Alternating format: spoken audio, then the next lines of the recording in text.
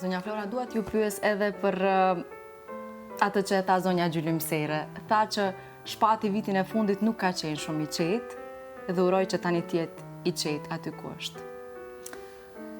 Bile edhe në intervistat e fundit, tani bëjnë sens fjalët që i ka thënë shpati. Ndoshta në atë kohë kur i kemi ndjekur, nuk është se i kemi kuptuar shumë mesazhet që ndoshta i ka dhënë shpati nëpërmjet të intervistave. Ai ka treguar që ka pasur disa ka folur për shqetësimet e tij, ka folur për ankthin dhe tamam fjalën e duhur e tha nëna e tij, zonja Gjylymsere, tha nuk ka qenë i qetë.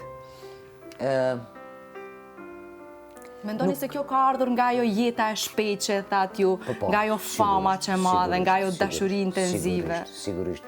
Edhe fama e madhe është shumë e rëndë. Është problem për të menaxhuar fama që kishte shpati? Nuk mund atë stres ti ta menaxhosh. Sa të dalësh nga dera ti duhet të fotografosh, të flasësh, të bësh e tepruar. Mandej ai famën e krijoi shumë herët. Dhe gjithë ajo kohë që ai 20 vite me famë e lodhshme, shumë e lodhshme. Dhe këtë vitin e fundit ai me të vërtet ka dashur të ndalet, të bën ca punë, t'i kryen ca punë edhe të tërhiqet, t'i përkushtohet Roelit të dashur. Pse s'ka qenë i qetë? Ka shumë për të thënë, a duhet të thunë kot. Kush do t'i ndihmon? Kot. I ka marrë me vetaj. Të thash pare se frekvencat e shpatit kanë qarkullu shumë më shpejt se të mia tua apo të dikujt.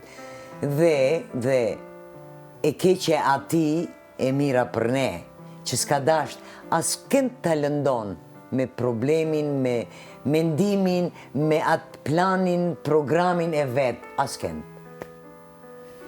Gjithmonë me energjinë e vetë, kështu do t'a bëj, ashtu do t'a bëj, është rrotullu në mesve, ku do të shkon ajo energji? Askënd s'ka dash t'a lëndon. E kjo i ka bë dëm atij, nuk i ka bë mirë.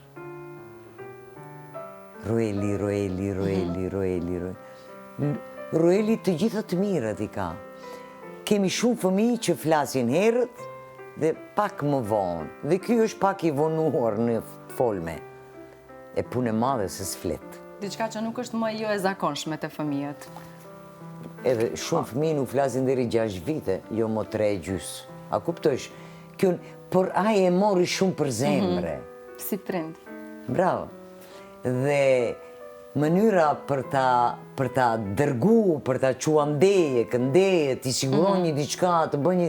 E stresoj pak më tepër se sa që duhet. Por unë prapë ndalem, them, Zoti kështu ka dasht.